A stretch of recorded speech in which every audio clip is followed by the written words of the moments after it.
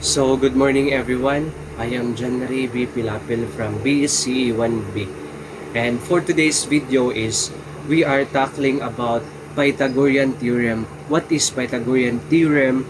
What, where can we, where can we use Pythagorean theorem, or how to use Pythagorean theorem? So, first, okay, so Pythagorean theorem in mathematics. So, Pythagorean theorem or Pythagoras theorem is a fundamental relation in Euclidean geometry.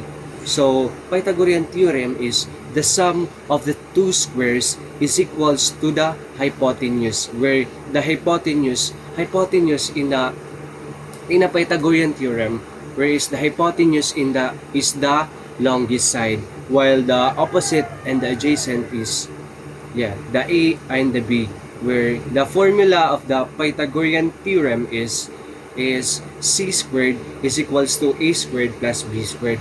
But not all the time that we can use a squared plus b squared is equals to c squared. So it depends, or it depends in the equation, or in Pythagorean theorem. It is not all about that we use a squared plus b squared plus c squared like that, but we can use any letters. It depends on the given, or it depends on the problem, like how to elaborate the problem. So today we are now we know how to use Pythagorean theorem.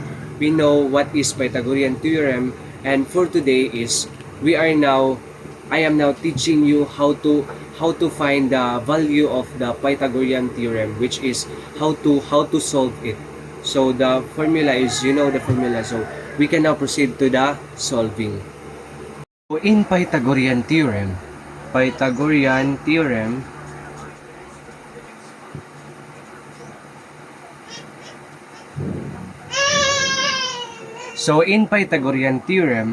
our formula, so the formula of the Pythagorean theorem is c squared is equals to a squared plus b squared.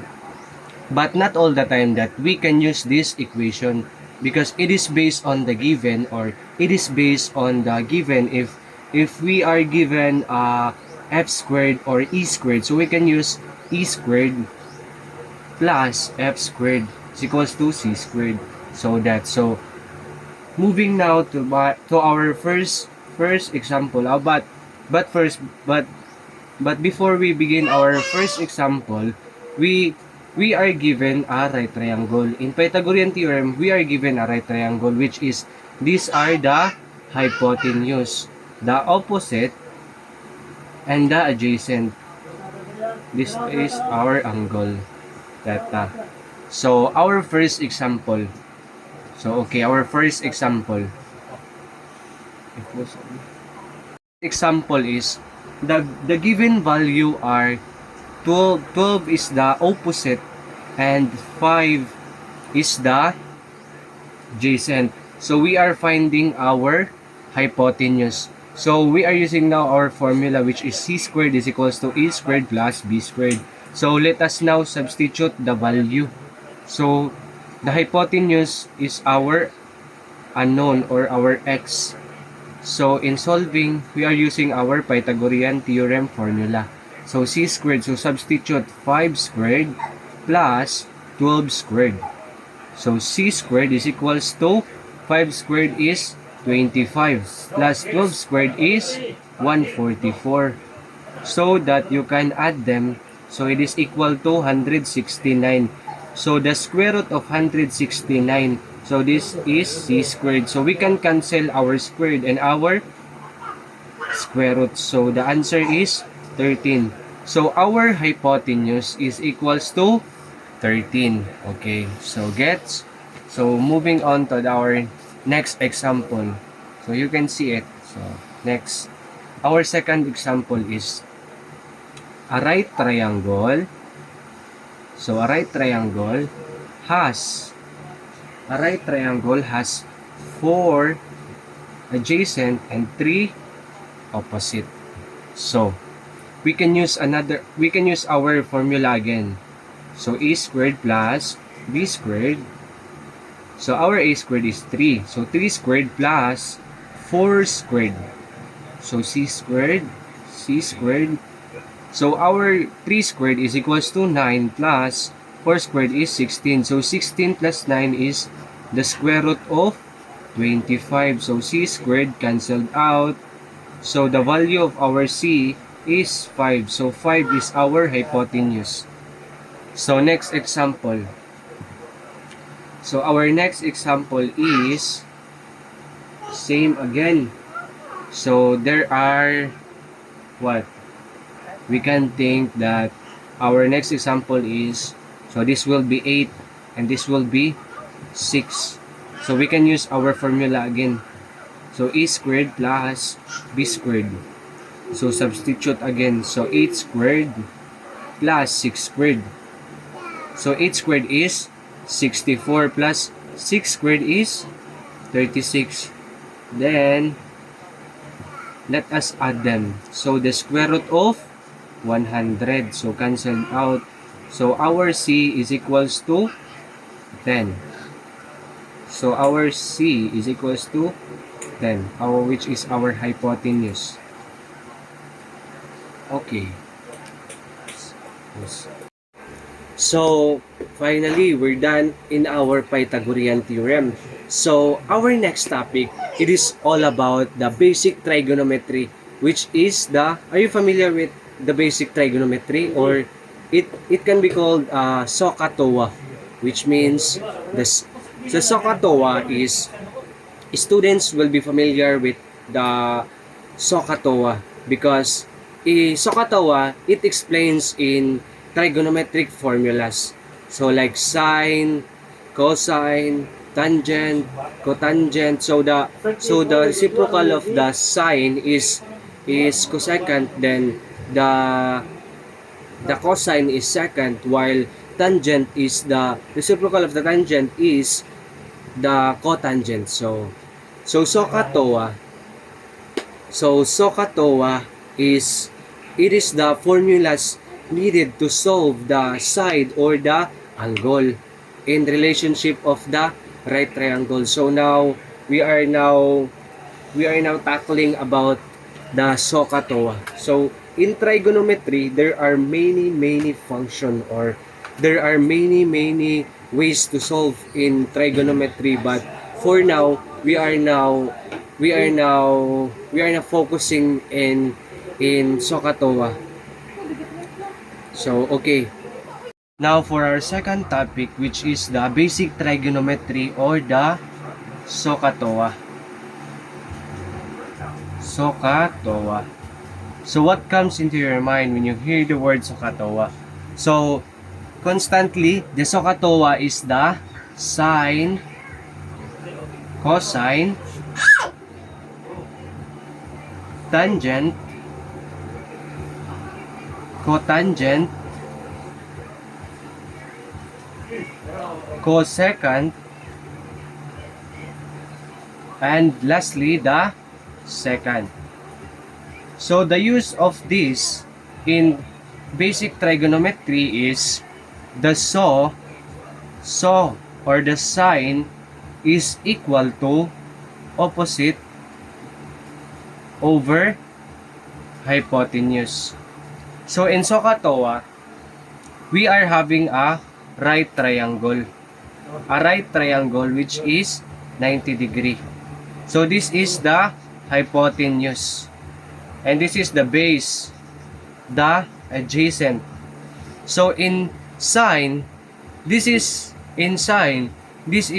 are using our opposite over hypotenuse. Then in cosine is adjacent. Adjacent is this, adjacent over hypotenuse. Then lastly, our tan. So our tan is opposite over adjacent. Then in cotangent,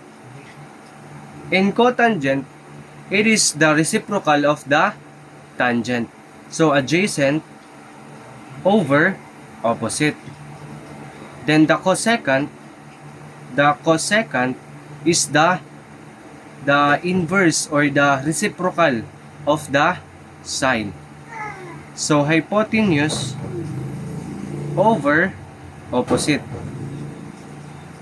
So okay. And lastly, the second is the reciprocal of the cosecant.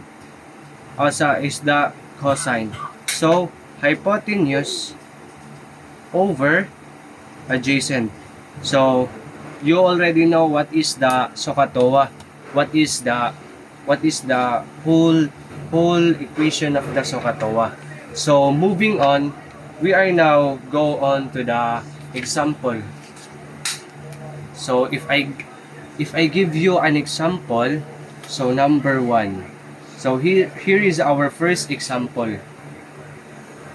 So our first, a right triangle has given 4 adjacent and 3 opposite.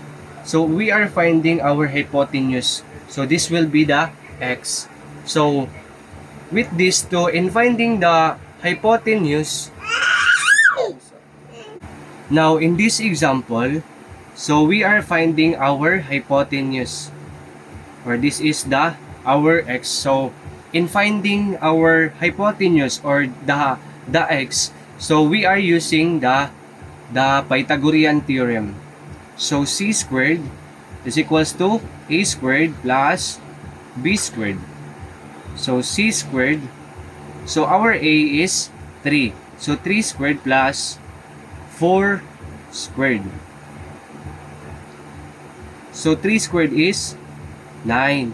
And 4 squared is, okay, very good, 16. So 9 plus 16 is equals to 25. So the square root of 25 is equals to the c squared. So cancelled out. So our hypotenuse or our c is 5. So this will be 5.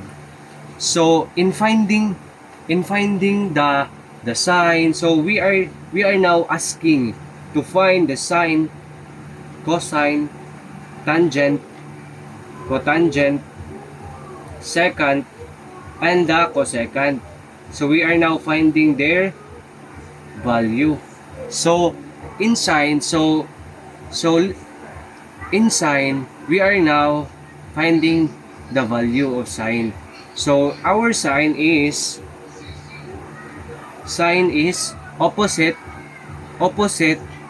over hypotenuse. No, opposite over hypotenuse. So 3 over 5. Then cosine, cosine, which is adjacent,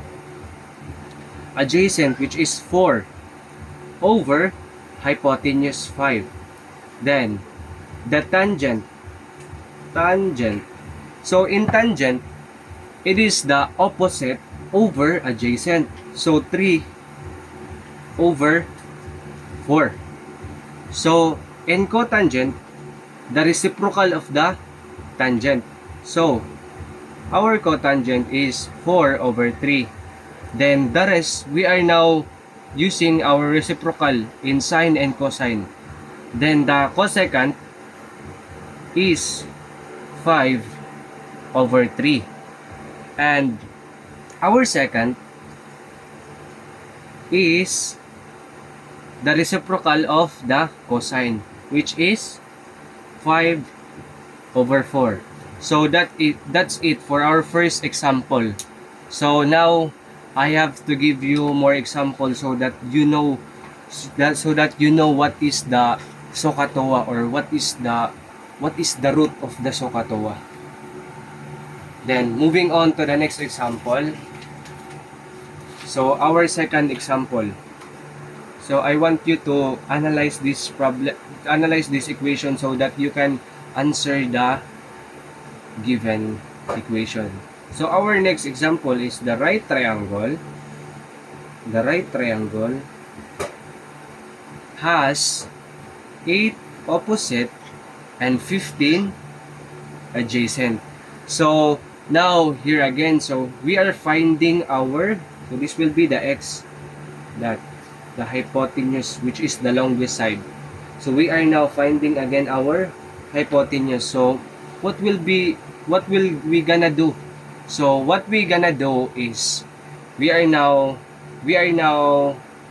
using the Pythagorean formula again. So c squared is equals to a squared plus b squared. So now substitute again the value. So 8 squared. So what is 8 squared? So let us now answer that later. So let us just substitute the value of b squared, which is the 15. So 8 squared is 64. Then 15 squared. So let us calculate because it is hard. So 225. So 225 plus 64 is equals to I think 267. 64 plus 225 289. Oh, so the square root of 289. So the square root of 289. Okay. So cancelled out. So our C is 289. So the square root of 289 is equals to 17. So our hypotenuse is 17. So I want to give you a hint in SOHCAHTOA. So in SOHCAHTOA, there are special numbers so that you can easy to analyze to how to find the hypotenuse. This is the tricks that you cannot use the Pythagorean so that you can find the answer because of the special number. So the special number in SOHCAHTOA, there are special numbers. So first, the special numbers is the 3, 4, and the 5. 5, 12, 13, and 8, 15, and 17. And lastly is the 7, 24, 25. And special number, we can in special number, we can use it in the SOHCAHTOA. These are the important or the special numbers in SOHCAHTOA. So with this, we can times to it. So we can multiply it by 2 so that we can use it 6, 8, 10. This is also a special number. We can multiply it by 3. So 9, 12, 9, 4, 8, 12, and 15. So that is the special number. It is not all about what you see here. What you see here is the special number, but you can multiply it by itself. You can multiply it by 2, by 3, by 4. So that is the special number. So that is the hint on how to identify in a right triangle, that without using this Pythagorean theorem, so that you can easy to analyze the problem, or you can easy to get the given or the given problem.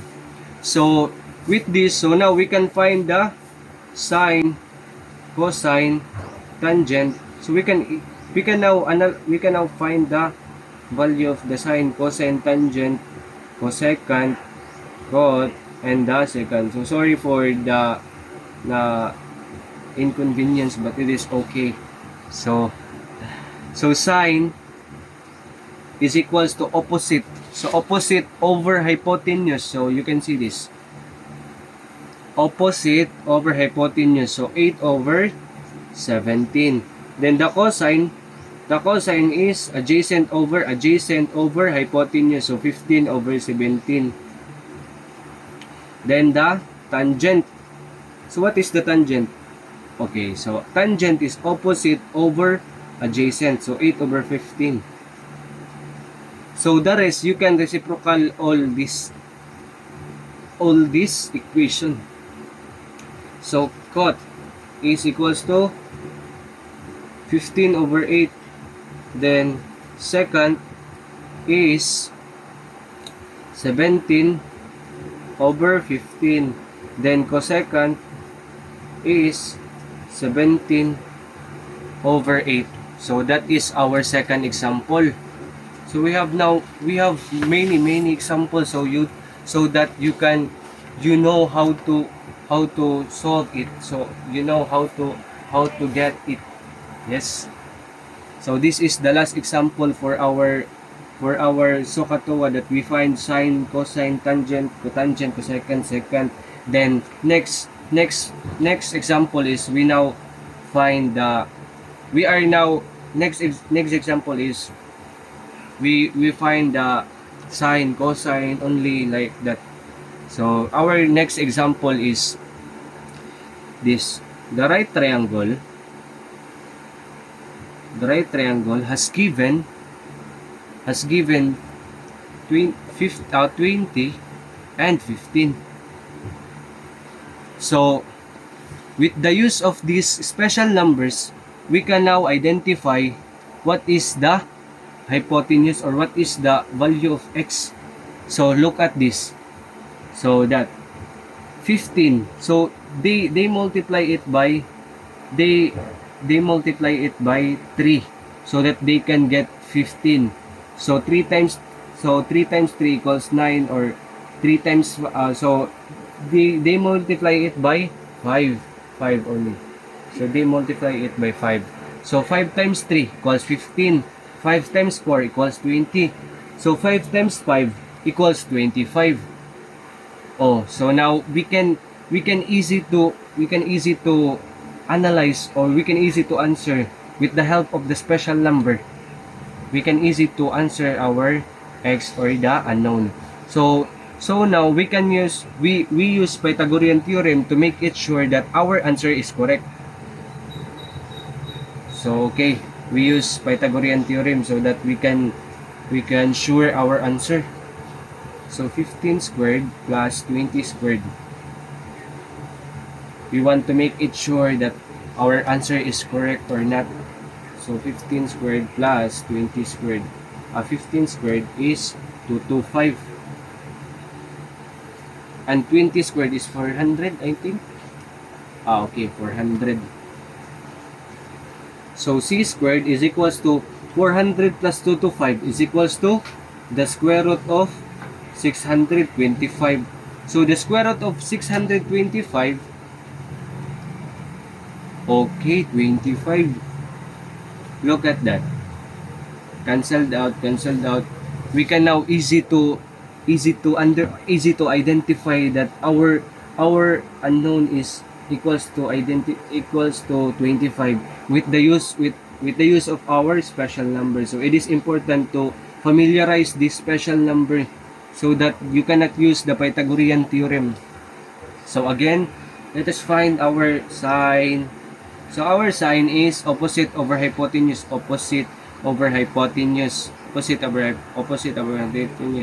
So 20 over 25.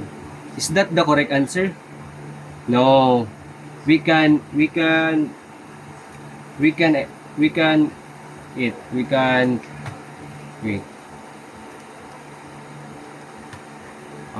The final answer of this is 4 over 5. So 4 over 5 because we can multiply it by 5. So it is divisible by 5. So the final answer is 4 over 5 for the sine. Then the cosine is adjacent over hypotenuse, 15 over 25. So all of the answer is can be divisible by 5. So let us divide it by 5. So 3 over 5. Then tangent opposite over adjacent. So 20 over 5. 20 over 15. It is divisible by 5. So 4 over 3. So that's it. So we can now substitute you can reciprocal it. So 3 over 4. Second, so the second is 5 over 3. And the cosecant is 5/4. So, okay. That is our last example for this equation. So, moving on to our next example. Our next example will be moderate, or will be hard, difficult. So, our next example is you can you you will be identify it if whether what will you use. Our next example is you identify whether what will you use: the sine, the cosine, the tangent, the cotangent, the cosecant, the secant. So here is our next example. So the given right triangle has 38 degree. So how will you answer that if you are given only angle, and they give us a 42 opposite? So our unknown is the adjacent. So what will we use in this? We are now given opposite, and our unknown is the adjacent. So we can use a tangent because opposite over adjacent. So we can use a tangent. So tangent, which is our tan 38 degree, tan 38 degree is equals to the x, which is the our adjacent, over our opposite. So we can multiply it 42 so that we can cancel it. So x is equals to 42 tangent 38. So what is the answer? So the tangent 38 is equals to 0.781. So 0.781 times 42. So 42 tangent 38 degree. So our answer will be 32.8139. So we can have two decimals only. So 32.81. So that is the equation on how to identify or how to solve by the only given is this. So our next example is this. The given right triangle has 54 degree and 26 hypotenuse. So how can you identify if what will we use? What identities are we use? What trigonometric function are we gonna use? So we are given a adjacent and the hypotenuse. So what trigonometric functions should we use? So we use cosine. So adjacent over hypotenuse. So 26. So cosine 26 cosine is equals to 54 degree is equals to x over 26. Cancelled out 26. So our answer is x is equals to 26 cosine 54. So the value of our x is, we can solve it. 26 cosine 54. So 15.28. This will be our answer. Then our last example will be this. The right triangle, sorry for the right triangle is not straight. So we are given a 32 degree angle. Is 90 degree. So the hypotenuse are the unknown, and we are given a 12 opposite. So what are we gonna use with this? We are given opposite, and hypotenuse. So we are having a hint so that we can use sine because opposite over hypotenuse. So sine 32 degree is equals to 12 over x. So there are one imaginary number or imaginary. This is 1. So cross multiply. So 12 is equals to x sine 32 degree sine 32 degree. So we can multiply it by sine 32 degree so that we can cancel this, then sine 32 degree. So x is equals to 12 over sine 32 degree. So we can solve it. 12 over sine 32 degree.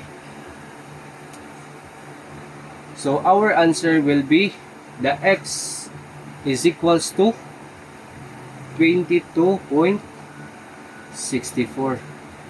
So this will be our last example. So thank you. So that's all for today's.